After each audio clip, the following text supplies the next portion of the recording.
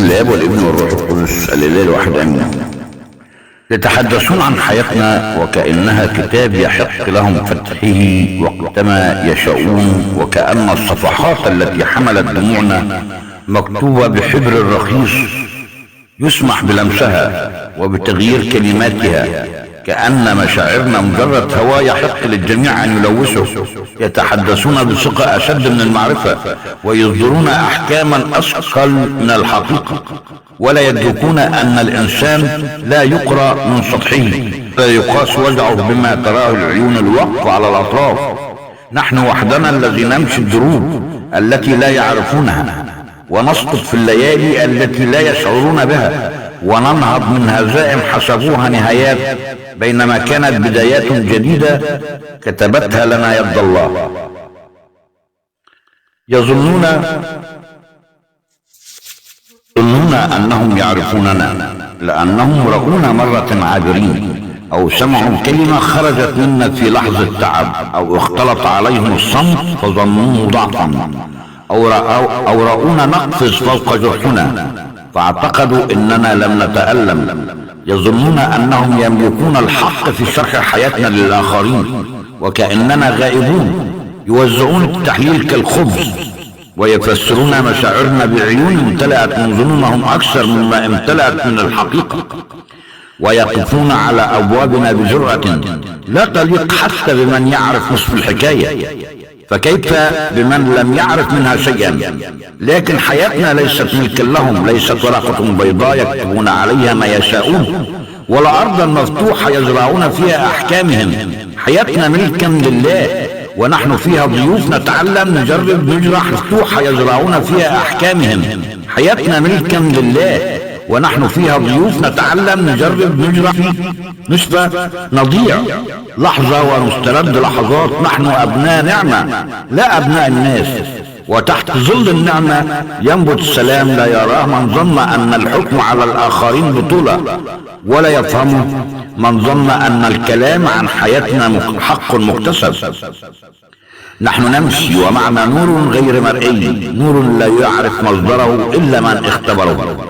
كل جرح مررنا به كان نافذة، وكل سقطة كانت بابا، وكل دمعة كانت طريقا يقودنا إلى مكان أهدى وأعمق وأصدق. لم نكن ضعفاء يوما، كنا نحارب بصمت ونعيش بكرامة، ونحافظ على أرواحنا من أن تخدش بسهولة.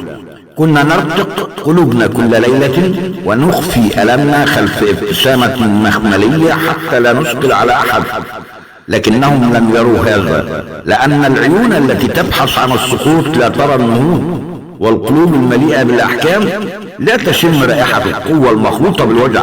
يتحدثون عن حياتنا كما لو كانوا شهودا على كل لحظة فيها، بينما هم لم يكونوا سوى متفرجين بعيدين. يتحدثون عن حزننا وكأنهم حملوه، وعن تعبنا وكأنهم وقفوا على حافته، وعن ضعفنا وكأنهم عاشوه. لا يعرفون أننا مررنا بأوقات لم نكن نرى فيها سوى العتمة، وإننا مشينا في طرق لم يكن فيها أحد. كل خطوة نحو الضوء كلفتنا أجزان روحنا. لا يعرفون أننا بكينا حتى جفت الكلمات، وصرخنا في قلوبنا صرخات لم يسمعها أحد، ووقفنا أمام الله كثيرا نسأله أن يعيد ترتيبنا، لأن بعض الصروخ كانت أكبر مما يقال للناس.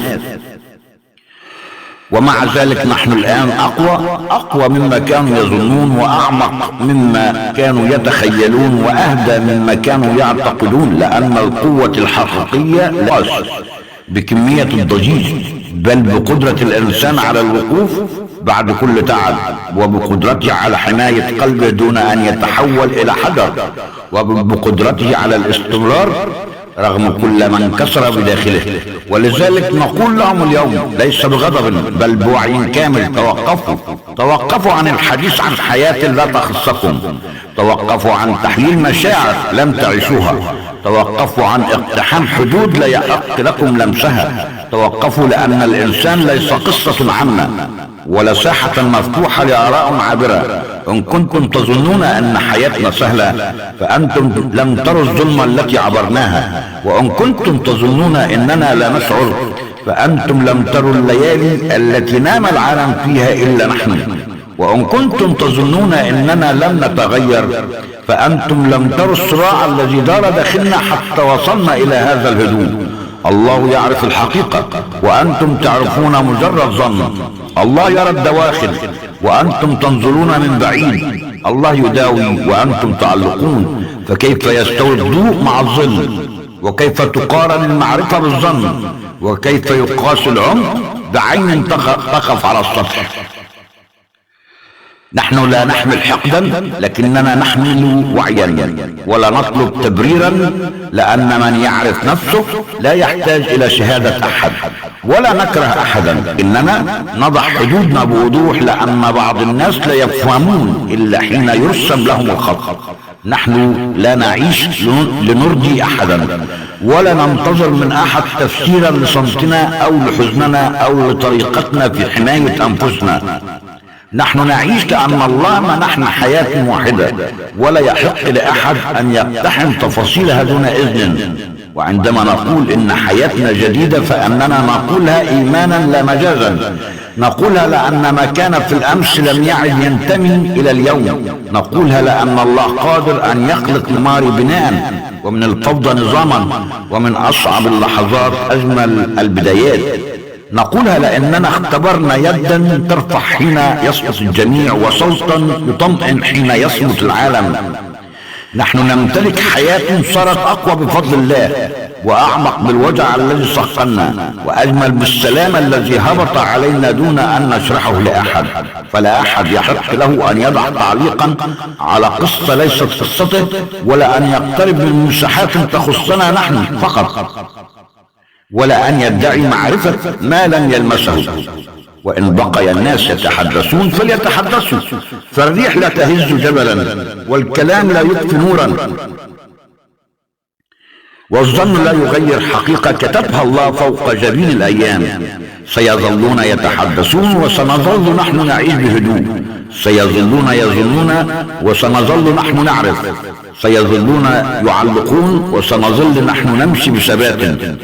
ولأننا تعلمنا متأخرا سنضع حدودا واضحة، ولأننا أصبحنا نعرف قيمتنا لن نسمح لأحد أن يقلل منها، ولأننا اكتشفنا أن الهدوء أغلى من أي شيء فرط فيه، ولأننا عرفنا أن الله هو صاحب اليد التي تعيد تشكيل أرواحنا. لن نعطي هذا المقام لأحد. فليتوقف الناس عند حدودهم، ولتبقى حياتنا ملكا لله، ولتبقى قلوبنا في سلام يلمسه إلا من أحب بصدق وفهم بصدق ورأى بصدق. أما البقية فليبقوا خارج الأسوار. فالأسوار ليست كبرياء بل حماية، وليست قسوة بل وعي، وليست رفضا بل احتراما لنعمة لا يستحق أن يلمسها كل أحد. هذه حياتنا، نحن أصحابها، وربنا شخص فيها، والناس مهما على صوتهم لا يملكون إلا الكلام. أما الحقيقة فهي دائمة في العمق حيث لا يصلون. آمين.